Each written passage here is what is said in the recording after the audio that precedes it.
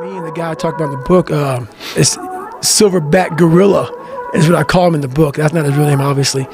But yeah, he saw me go into my car the night before my first 100-mile race, and it's like he called me out. Said, "Hey, Goggins, come here."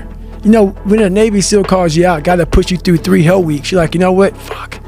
I got to go to the gym and lift heavy now. So we're doing squats, deadlifts, power cleans, heavy bench presses, and I'm thinking, I have to run 100 miles tomorrow. But I also knew he was coming out there to watch me. So I was like, you know what? You put me through 3 hell weeks. You were my instructor. So now it's my turn to educate you on what a human can do.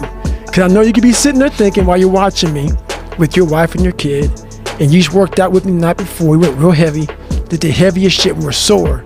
You're going to sit there while you watch me run around this 1-mile track. How the fuck is he doing that shit right now? We lifted heavy as hell, and he's running 100 miles and never has run past 20 miles in his life. I use that for a lot of fuel. So that gym workout, Mr. Silverback Gorilla, there was a lot for my mentality that brought with me. 'Cause I knew I would see you. And he came at mile 50 with a package of 6 donuts that I chomped up with the quickness. So I used that workout for a lot of motivation. I knew he'd see me. I know he'd be thinking about it. How'd you not get rhabdo that day? You know what? I don't know what I got that day, but I talk about it in the book again, that when I went home that night or that morning, that was single-handedly, nothing even close. I'm 43 years old now. There's nothing even close to that pain. I knew for a fact I wasn't gonna get out of that tub. I knew I was done. I was talking about dehydrated, no nutrition. I was eating Ritz crackers and Mileplex. That was the worst pain I'd ever experienced in my entire life. I was pissing Coca-Cola out of me. It was bad. It was bad. She probably did have rhabdo. I guarantee it. I guarantee I was pissing bad. Coca-Cola. That's Coca-Cola. No bueno. Yeah, no bueno, sir. It was bad. And my ex-wife was like, fuck. And she's a nurse. Yeah. And she called my mom up, and mom had her friend there was a doctor friend of hers, said, "Hey, you gotta give him to the doctor immediately." And I was like, "Hey, you gotta give me that fucking phone." I gotta call up Chris Costman, let him know I did 100 miles so I can get in the bad water. It didn't go as like I planned, but I did get in the bad water after another race. But didn't you do a marathon like how Yes. long later? So basically, I had never run a marathon. Right. I did the 100-mile race first, no training. But I had signed up for the marathon because it's the first Las Vegas marathon running down the strip of Las Vegas. So Las Vegas had a marathon, but this is the first time it's gonna go down the strip. 2005, I'm like, hey, I'm gonna sign up for it. I went on to Iraq, did deployment. When I come back, I'll be training for it, and I'll go do this race with my family. Me and my ex-wife and my mom signed up for it.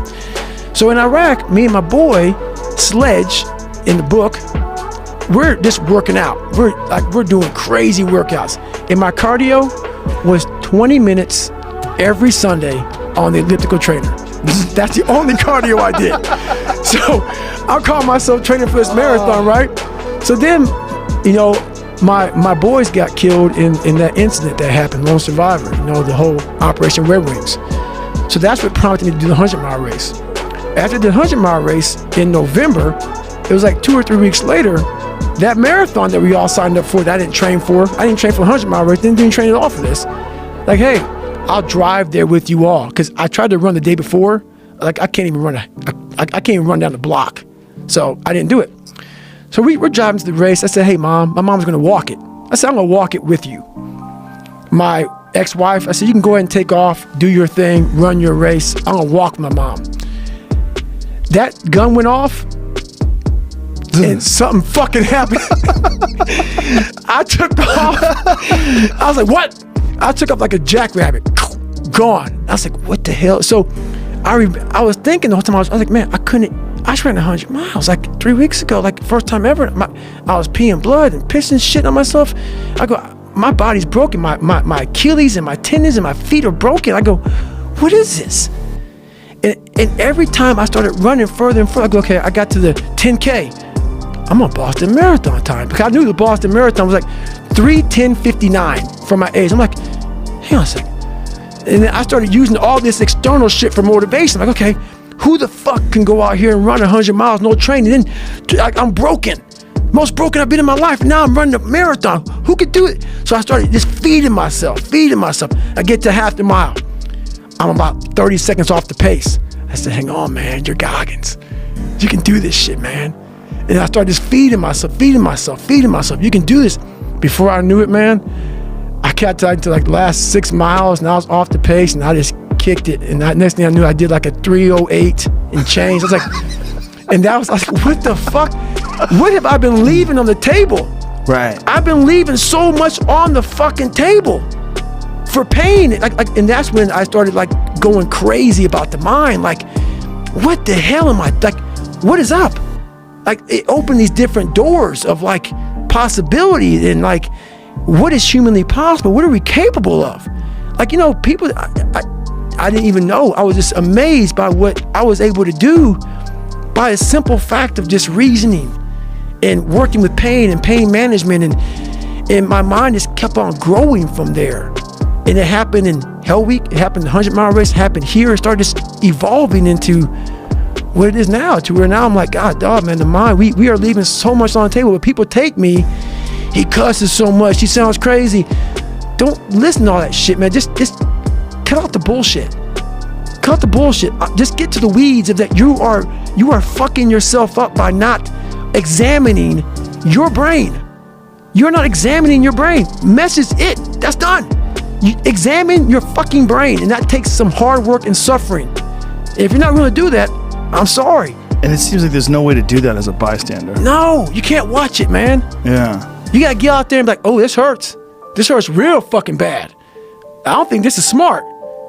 And then, guess what happens? The body will adjust. It will adjust. And everybody goes, well, then the next question I get, but is there a time when it doesn't adjust? What the fuck? I get some of the stupidest shit, man. Like, don't take it with a grain of fucking salt, people. Those questions are people that are wanting to quit. Yes. And that's what I say. When should I quit? Yeah, like, did you ever like feel like, no, shut the fuck up. Stop. I don't want to, like, that. There's always that next question. No, don't take it like, go out there and run through a brick wall as many times as you can. No, I'm not saying be me. Don't run 205 miles at one time. I'm not saying do that. I'm saying start to learn the mind is powerful. It's powerful, man. It's unbelievable.